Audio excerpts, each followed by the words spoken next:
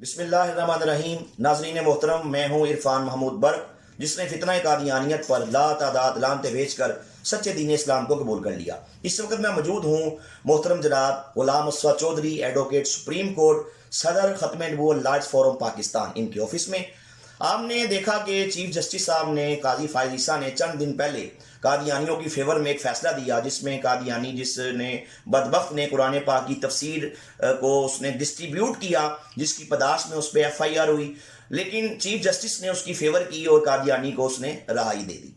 اس والے سے ہماری پوری پاکستانی قوم کے اندر ایک تشویش کی لہر پائی جاتی ہے، غم و غصے کی لہر پائی جاتی ہے کہ قادیانی جو کہ کائنات کے بدترین کافر ہیں، جنہیں ہمارے پوری امت مسلمہ جن کو کافر کہتی ہے، اور پاکستان کے اندر جن کے خلاف جو 74 میں تحریک چلی، جس کی پداش میں ہماری پارلیمنٹ نے قادیانیوں کو 74 میں غیر مسلم اقلیت یعنی کہ کافر قرار دے دیا. اس کے بعد قادیانیوں کے خلاف 84 کے اندر ختم نبوت کی تحریک چلی، جس کے اندر قادیانیوں کو شعر اسلامی استعمال کرنے پر پابندی لگا دی گئی، جس کے تحت کوئی بھی قادیانی خود کو مسلمان ظاہر نہیں کر سکتا اور نہ کسی مسلمان کو پریچنگ کر سکتا ہے، اور کوئی بھی ایسی ایکٹیویٹیز جس سے وہ مسلمان شو ہو، شاعر اسلامی کی توہین کرے، وہ بالکل نہیں کر سکتا. اگر وہ کرے گا تو پاکستان کا قانون ہے 298BC کے تحت اس پہ ایف آئی آر درج کی جائے گی. اس کے بعد الحمدللہ ہمارے سے پہلے بھی ہمارے کابرین نے ختم نبوت کے پہرے کے لیے جانیں دی ہیں، مال دیا ہے. 53 کے اندر ختم نبوت کی تحریک کے اندر 10,000 مسلمانوں نے جام شہادت نوش کی ہے. ختم نبوت کا معاملہ انتہائی سینسٹیو ہے، قادیانی کائنات کے بدترین کافر ہیں. تو میں آج اس والے سے چوئی صاحب سے یہ پوچھوں گا کہ جب قادیانیوں کے خلاف یہ قوانین موجود ہیں، سپریم کورٹ کے فیصلے ہیں، 1993 SCMR ظہیر الدین بنام سرکار فل بینچ نے قادیانیوں کے بارے میں بڑا بہترین فیصلہ دیا کہ قادیانی خود کو مسلمان نہیں ظاہر کر سکتے. اسی طرح آپ کی فیڈرل شریعت کورٹ نے، اسی طرح آپ کی ہائی کورٹس نے، جب قادیانیوں کی تمام ان کے باتیں دیکھنے سننے کے بعد بڑے تاریخ ساز قسم کے فیصلے دیے، تو پھر چیف جسٹس نے کس بیس پہ قادیانیوں کی فیور کی ہے؟ اس والے سے میں قانونی پہلوؤں پہ روشنی ڈالنے کے لیے چوئی صاحب سے پوچھوں گا کہ اس پہ آپ سر کیا کہتے ہیں؟ بسم اللہ الرحمن الرحیم. الصلاۃ والسلام علی خاتم النبیین. محترم عرفان برق صاحب، آپ کا بہت شکریہ، آپ نے موقع دیا. کچھ ایسے حالات اس فیصلے کے بعد پیدا ہو گئے کہ ہر بندہ جو ہے وہ ایک انتہائی پریشانی کے عالم میں ہے کہ یہ کیا فیصلہ ہو گیا. قادیانیوں کو فری ہینڈ مل گیا، کیا وہ اپنی دن رات جو ہے عبادت بھی کرتے رہیں گے، اپنے معاملات جو چلاتے رہیں گے، اپنے جو ایک ان کا ایسا مذہب جو ہے جس کے اوپر قانون میں، آئین میں پابندی ہے، اس کی ترویج کرتے رہیں گے، اپنی کتابیں، اپنی تفاسیر چھاپتے رہیں گے. تو ایسی صورتحال میں آپ کو عرض کر دوں کہ حقائق اس طرح پہ ہیں کہ قادیانیوں کے خلاف ایک مقدمہ تھانہ چنیوٹ میں درج ہوتا ہے، چناب نگر. یہ کاپی میرے پاس ہے، اگر آپ کا کیمرہ مین دکھا سکے.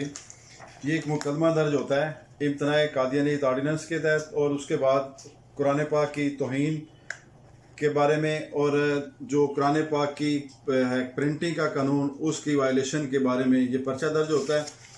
جس کے بعد اس پرچے کے بعد اس ملزم یہ ایک اصل میں واقعہ یہ ہوتا ہے کہ نصرت جہاں کالج جو ہے یہ ادھر آپ کے چناب نگر میں، وہاں پہ 7 مارچ 2019 کو ایک فنکشن ہوتا ہے جس میں مختلف جو ہے قادیانی اپنے ایونٹ کرتے ہیں، جس میں تفسیر صغیر کے نام سے جو قادیانیوں کی ایک تفسیر ہے، جس کو باقاعدہ گورنمنٹ آف پنجاب نے اپنے نوٹیفکیشن کے تحت بین کیا ہوا ہے. اس کو آپ کا کیمرہ مین دکھائے کہ یہ نوٹیفکیشن ہے حکومت پنجاب کا، جس کے تحت اس تفسیر صغیر کو بین کر دیا گیا ہے. اور اس نوٹیفکیشن کے مطابق کوئی قادیانی اس کو نہ چھاپ سکتا ہے، نہ اس کی پبلشنگ کر سکتا ہے، نہ اس کو ڈسٹریبیوٹ کر سکتا ہے، نہ اس کو اپنے قبضے میں رکھنے کی بھی ان کو اجازت نہیں. جب گورنمنٹ نے بین کر دی تو اس میں باقاعدہ طور پہ لکھا ہوا ہے کہ یہ آئٹم جو ہے، یہ تفسیر صغیر کتاب جو ہے، اس کو قادیانیوں نے جو ایک تحریف شدہ قرآن پاک کا لے کے سارا اس کی تفسیر بنا کے مسلمانوں کو گمراہ کرنے کے لیے اس کو چھاپ کے تقسیم کرنے کا کیا. تو اس میں باقاعدہ نوٹیفکیشن میں لکھا ہوا ہے کہ اس کتاب کو جہاں پہ بھی ہے، جس حالت میں بھی، اس کو فوری طور پہ ضبط کر لیا جائے گا، اور اس کو چھاپنے پہ، اس کو آگے تقسیم کرنے پہ مکمل طور پہ پابندی ہے. تو اس فنکشن میں انہوں نے، عرفان صاحب، وہاں پہ بچوں کو کتابیں یہ تقسیم کی تفسیر صغیر کے نام سے، اور اس کی باقاعدہ انہوں نے ترویج بھی کی. تو یہ جو قادیانی جس کی ضمانت سپریم کورٹ نے لی ہے یہ اس ادارے کا سربراہ ہے. تو جب اس کے خلاف پرچہ درج ہوا تو باقاعدہ تفتیش کے دوران اس کا چلان بنا اور اس کو چلان بنا کے عدالت میں پیش کیا گیا.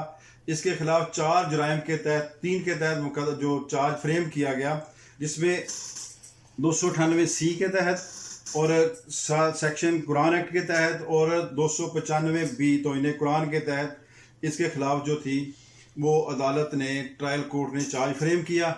اور اس کی ضمانت جو تھی سیشن کورٹ سے ہائی کورٹ سے خارج ہو گئی. پھر اس کے بعد جب سپریم کورٹ میں ضمانت گئی ہے تو وہاں پہ اس کو نہ صرف سپریم کورٹ نے ضمانت دی ہے بلکہ ایک عجیب قسم کا فیصلہ دیکھنے میں آیا کہ جو دفعات لگائی گئی تھی اس کے خلاف جو انویسٹیگیشن والوں نے ایک مواد اکٹھا کر کے ٹرائل کورٹ کو دیا اور ٹرائل کورٹ نے اسی کی بنیاد پہ اس کے خلاف فرد جرم عائد کیا. وہ تمام کی تمام دفعات معزز سپریم کورٹ نے ان تمام دفعات کو حذف کر دیا کہ یہ دفعات بنتی نہیں ہیں.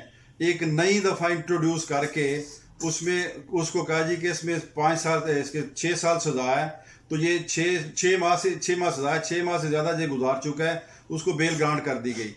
تو ان حالات میں اس کیس کا تو بالکل ٹرائل بھی ختم ہو گیا. حالانکہ ایسا نہیں ہوتا. جو عدالت ضمانت دیتی ہے وہ صرف اس کی حد تک ضمانت دیتی کہ کیا کوئی میلا فائڈی ہے، کوئی بدنشتی ہے یا کیس میں کوئی کسی قسم کا ڈاؤٹ پایا جاتا ہے. جب ایک برآمدگی ہوتی ہے، چیز سامنے آ جاتی تو اس میں تو کوئی شک والی بات نہیں رہ جاتی.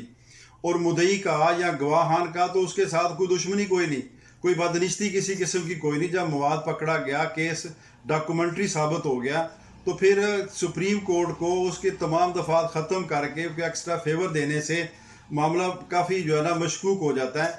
اور کبھی بھی ایسا نہیں فیصلہ ہم نے دیکھا کہ ٹرائل کورٹ کی جو جورسڈکشن ہے، جو ٹرائل کورٹ کا کام ہے، وہ عدالت جو ہے بیل لینے والی عدالت ہے یا اپیلٹ کورٹ ہے وہ انجام دے دے.